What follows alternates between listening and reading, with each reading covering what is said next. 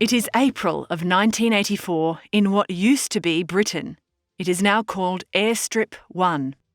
Airstrip One is part of Oceania, one of the 3 superstates that rule the world. Did somebody say dystopia? 39-year-old Winston Smith is heading home from work. He works for the government, called the Party, at the Ministry of Truth. Ironically, the Ministry of Truth is in charge of distorting the truth by manipulating news, entertainment and education. They do this so that everyone supports the party. At the Ministry of Truth, fake news is the news. As Winston makes his way home, he sees the same huge poster on almost every wall. It shows the huge face of Big Brother, the head of the party. He and his secret team, the Thought Police, have eyes and ears everywhere. It's sort of like an evil version of Big Brother, the TV show. Winston arrives at his apartment and nervously takes out a diary. He begins to write in it. In Airstrip One, writing is punishable by death, or at least 25 years in a forced labour camp. Sounds like a happy place to be, right? Winston writes about how he felt a connection with his superior O'Brien today. He is convinced that O'Brien is a member of the Brotherhood. The Brotherhood is a counter-revolutionary group led by Emmanuel Goldstein. They aim to overthrow the party. Winston continues to write about his female colleague, Julia, who also works at the Ministry of Truth.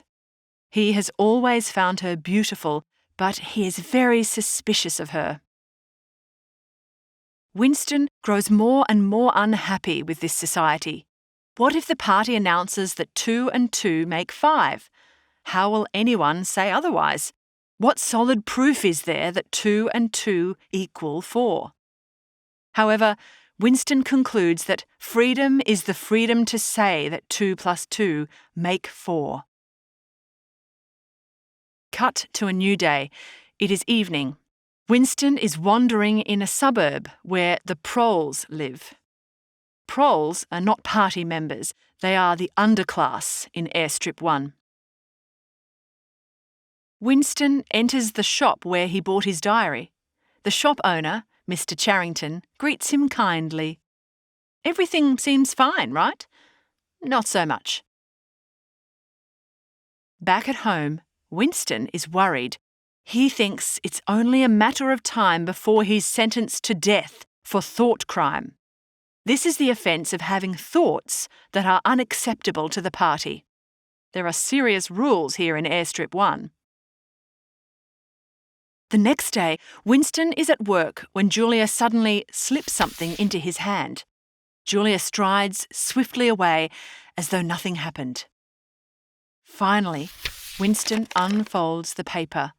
There, written neatly, are the words, "I love you." Scandal! Winston can't believe it. He manages to meet Julia on the weekend in a small grassy area surrounded by trees. They kiss and share their mutual disgust for the party. Winston and Julia continue to meet up in secret. Winston mentions how he longs for freedom and rebellion. Winston goes back to Mr. Charrington's shop and asks if he can rent a spare room in the shop for his love affair with Julia. Mr. Charrington agrees. What a great guy. One day, when Winston is walking down a corridor of the Ministry of Truth, O'Brien taps his shoulder. He invites Winston to his apartment. Winston also takes Julia with him, and they confess their affair and how they want to tear down the party. Seems risky. Sometime later, O'Brien delivers Goldstein's book to Winston. He can hardly believe it. The book describes all the fraudulent and shocking methods the party uses to keep its power. The book also explains doublethink. Doublethink is when people accept two conflicting opinions or beliefs at the same time because a government has brainwashed them. The next morning, when Winston and Julia wake up, they are surrounded. Men in black grab them. Mr. Charrington enters and Winston meets his eyes. With a shock, he realises that Mr. Charrington is a member of the Thought Police. That liar! Winston is thrown into a cell bustling with both political prisoners and common criminals. A few days later, O'Brien enters the cell. Winston's blood runs cold. O'Brien isn't here to save him. O'Brien isn't on his side. It seems like everybody has it out for Winston. One day, O'Brien brings Winston into a room. Winston is strapped to a machine. O'Brien mentions how Winston wrote, "Freedom is the freedom to say 2 + 2 make 4 in his diary. O'Brien raises 4 fingers and asks Winston how many he sees. And if the party says that it is not 4 but 5, then how many? 4, Winston replies stubbornly. He regrets it instantly. O'Brien electrocutes him. O'Brien keeps holding up 4 fingers and asks him, "How many fingers, Winston?"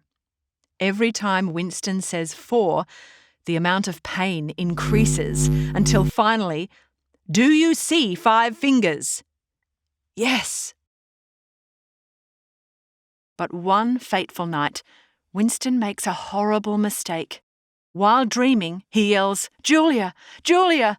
Julia, my love, Julia!" This can't be good for poor Winston. O'Brien enters the cell and says, "Room 101. The guards take him there. In the room, Winston is strapped to a chair. O'Brien gestures to a cage full of rats with a mask-like attachment in front of it. Winston freezes. He realises with horror that his head is supposed to fit into the attachment where the rats will eat his flesh. Yuck! As the rats are brought closer, Winston starts screaming like an animal. He has to do something to keep the rats away, something to put a wall between himself and the rats. Somebody.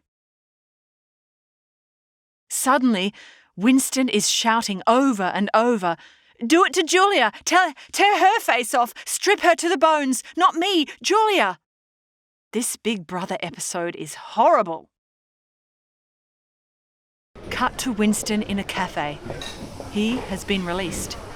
His mind is foggy. Nowadays, Winston finds that he has trouble thinking about one subject for a long time. He has met Julia once since they were captured. They both betrayed one another. Now, Winston stares at a large poster of Big Brother. How has it taken 40 years for him to see the kindness in his eyes and the smile hidden by his moustache? There is no one in the world he loves but Big Brother.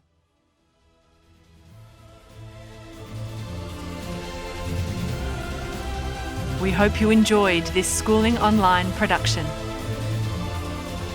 For more easy lessons on 1984, check out our more detailed summary of Part 1 of the novel.